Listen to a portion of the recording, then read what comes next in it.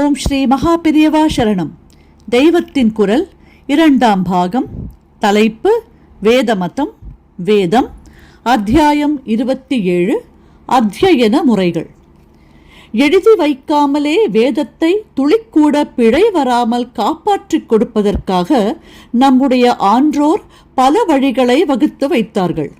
ஒரு அக்ஷரம் கூட மாறிவிடாமல், ஒரு ஸ்வரம் கூட ஏற்றல் இறக்கலில் வித்தியாசப்பட்டு விடாமல், மந்திர சக்தியானது பூரணமாக பலன் தருவதற்காக அத்தியனத்தில் பல விதிகளை ஏற்படுத்தி வைத்தார்கள்.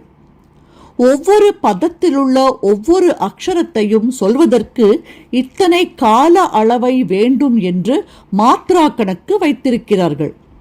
மூச்சை எப்படி விடுவதால் சரீரத்தில் எந்த பகுதியிலே வைப்ரேஷன் ஏற்பட்டு சுத்தமான அந்த அக்ஷரம் பிறக்குமோ அதை கூட சிக்ஷா என்ற வேதாங்கத்தில் நிர்ணயம் பண்ணி கொடுத்திருக்கிறார்கள்.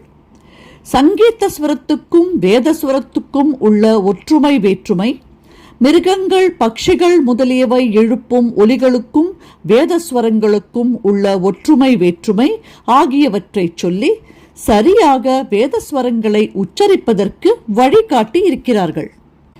வார்த்தைகளும் அக்ஷரங்களும் மாறிப்போகாமல் இருப்பதற்கு செய்த ஒரு பெரிய உபாயம் என்னவென்றால், ஒரு மந்திரத்திலுள்ள பதங்களை பல தினசில் கோத்து வாங்கி வாக்கியம், பதம், கிரமம், ஜட்டா, மாலா, சிகா, ரேகா, துவஜம், தண்டம், ரதம், கனம் ஆகிய பலவிதமான முறைகளை, பேட்டர்ன்ஸை ஏற்படுத்தி இருப்பதுதான். இப்போது கனபாடிகள் என்று சில பேரை சொல்கிறோம் அல்லவா? இவர்கள் கனம் என்கிற முறையில் வேதம் ஓதுவது வரைக்கும் பாடம் படித்தவர்கள் என்று அர்த்தம். பாட்டி என்றால் பாடம் படித்தவன். கனம் வரையில் பாடம் படித்தவன் கனபாட்டி. ஒரு கனபாட்டி கனம் சொல்லும் போது கேட்கிறோம், ஒரு சில பதங்களையே அவர் அப்போது பல தினசாக மாற்றி மாற்றி மடக்கி மடக்கி சொல்கிறார் என்று தெரிகிறது. இது கேட்பதற்கே பரமானந்தமாக கர்ணாமிர்தமாக இருக்கிறது. வேத மந்திரங்களுக்கு பொதுவாகவே உள்ள காம்பீரியம் இதனால் மேலும் ஜாஸ்தி ஆனால் போல் இருக்கிறது. இப்படியேதான் கிரமம், ஜட்டை, சிகா, மாலா முதலான மற்ற முறைகளிலும் பதங்களை ஒவ்வொரு விதமாக சேர்த்து சேர்த்து திருப்பி திருப்பி சொல்கிற போது ரொம்பவும் கம்பீரமாக தெய்வீகமாக இருக்கிறது.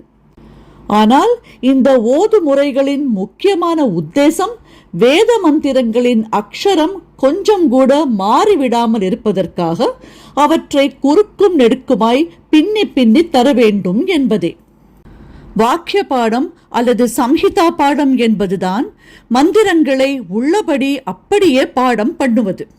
வாக்கிய ரூபமாக மந்திரங்கள் வரும்போது அதிலுள்ள பதங்கள் சந்தியில் ஒன்று கூடுவதுண்டு. இங்கிலீஷை விட தமிழில் இம்மாதிரி சந்தியில் வார்த்தைகள் ஒன்று சேர்வது ஜாஸ்தி. இங்கிலீஷில் வார்த்தைகள் தனித்தனியாகவே தான் இருக்கும். தமிழில் பழைய தேவாரம், திருவாசகம், திருக்குறள், திவ்ய பிரபந்தம் மாதிரியானவற்றில் நமக்கு தனித்தனியாக வார்த்தைகள் தெரியாத மாதிரி சந்தி சேர்த்திருப்பதை பார்க்கிறோம். சம்ஸ்கிருதத்தில் தமிழை விடவும் தனித்தனி வார்த்தைகளின் ரூபம் தெரியாமல் சந்தி சேர்த்திருக்கும். இப்படி ஒவ்வொரு வேத வாக்கியத்திலும் உள்ள பதங்களை தெளிவாக பிரித்து பிரித்து பாடம் பண்ணுவதற்குத்தான் பதபாடம் என்று பெயர். சம்ஹிதா பாடத்துக்கு அடுத்தது பதபாடம், இதற்கு அடுத்தது கிரமபாடம். இதிலே ஒரு மந்திரத்தின் முதல் வார்த்தையை 2வது வார்த்தையுடன் சேர்த்தும், 2வது வார்த்தையை 3வதுடன் சேர்த்தும், 3வதை 4வதுடன் சேர்த்தும், இப்படியே அந்த மந்திரம் முடிகிற வரைக்கும் சொல்லிக்கொண்டு போக வேண்டும். பழைய கால சாசனங்கள் சிலதில் உள்ள ஊர் பிரமுகர்களின் பெயர்களில் சில பெயருக்கு முடிவில் கிரமவித்தன் என்று போட்டிருக்கும். வேதவித் என்கிற மாதிரி வேதவித்து என்று தமிழில் சொல்கிறோம். கிரமவித் அல்லது கிரமவித்தன் என்றால் வேதத்தை கிரமம் என்ற அத்தியன முறையில் சொல்லத் தெரிந்தவன் என்று அர்த்தம். தமிழ்நாட்டில் இப்படி ஊருக்கு ஊர் பலர் இருந்திருப்பதைத்தான் சாசனங்களில் இருந்து தெரிந்து கொள்கிறோம். இதற்கப்புறம் ஜட்டா பாடம். இதிலே முதல் வார்த்தையை இரண்டாவது வார்த்தையுடன் சேர்த்து சொன்னவுடன் அதை மாற்றி இரண்டாவதை முதல் வார்த்தையுடன் சேர்க்க வேண்டும். மறுபடியும் முதலை இரண்டாவதோடு சேர்க்க வேண்டும். அப்புறம் இரண்டாவது வார்த்தையை மூன்றாவதோடும், அதை மாற்றி மூன்றாவதை இரண்டாவதோடும், திரும்பவும் இரண்டாவதை மூன்றாவதோடும், இப்படியே பின்னால் வருகிற வார்த்தைகளையும் மாற்றி மாற்றி சேர்த்து கொண்டு போக வேண்டும். இப்படி சொல்ல வல்லவர்களையே ஜட்டாவல்லபர் என்பது. இங்கே 2 வார்த்தைகளை கோத்து வாங்கின மாதிரியே 3 வார்த்தைகளை முன்னும் பின்னுமாக மாற்றுவது ஷிகா பாடம். இதைவிட சிரமமானது கனபாடம். இதிலே 4 தினசு உண்டு. முன்னும் பின்னுமாக வார்த்தைகளை பல விதங்களில் பெர்மியூட்டேஷன் காம்பினேஷன் என்று சேர்த்து சொல்லும் அத்தியன முறையே அது. அதையெல்லாம் விளக்கினால் கணக்கு கிளாஸ் மாதிரி மண்டையை உடைக்கும். உயிரை காப்பாற்றுகிற ஒரு அபூர்வ மருந்தை காப்பாற்றுவதற்கு லேபரட்டரியில் எத்தனையோ ஜாகிரதை செய்து வைத்திருப்பது போல லோகத்தை ரட்சிக்கிற வேத சப்தங்களை எழுதி வைக்காமலே வாய் வார்த்தையில் லவலேசம் கூட மாறி போய்விடாமல் காப்பாற்றித் தருவதற்காக நம் பூர்விகர்கள் இப்படிப்பட்ட பாடமுறைகளை ஏற்படுத்தி தந்திருக்கிறார்கள்.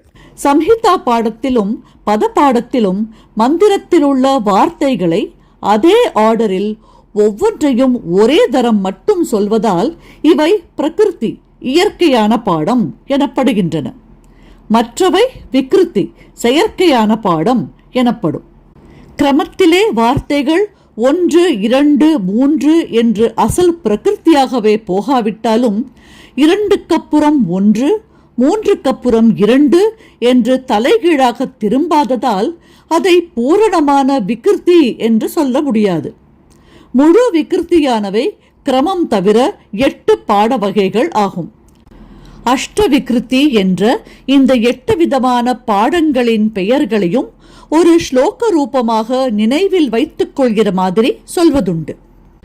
ஜட்டாமாலா சிகாரேகா த்வஜோ தண்டோ ரதோகனஹ இத்யஷ்ட விக்ருதயः புரோக்தா கிரமஹ பூர்வா மகர்ஷிபிஹி.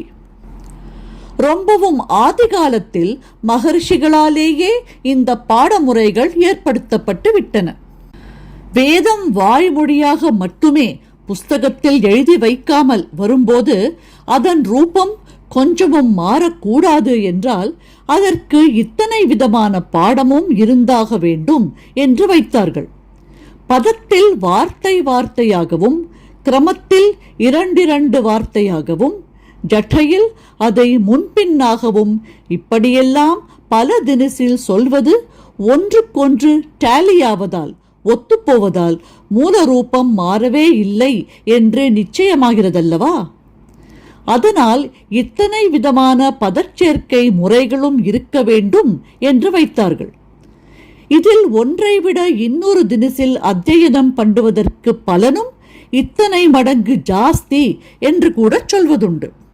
சம்ஹிதா பாட மாத்திரேன யத் பலம் புரோட்சதே புதைஹி பதேது த்விகுணம் வித்யாத் கிரமேது ச சதுர்குணம் வர்ணக்கிரமே சதகுணம் ஜட்டாயாந்து சஹஸ்ரகம்.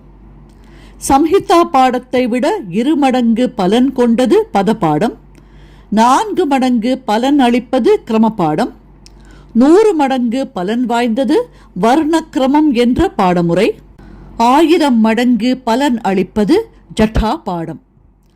அனாதியான வேதம் மாறவே கூடாது என்பதற்காக இத்தனை ஜாகிரதையாக நம் முன்னோர்கள் அதன் ரூபத்தை ரட்சித்துக் கொடுத்திருக்கும் போது வேத சப்தங்கள் எப்படி மாறின என்பதை பார்த்து வேதத்துக்கு கால நிர்ணயம் பண்ணுகிறோம் என்று நவீன கால ஆராய்ச்சியாளர்கள் கிளம்பியிருப்பது ஒருபோதும் யதார்த்தத்தை உள்ளபடி அறிய பிரயோஜனப்படாது.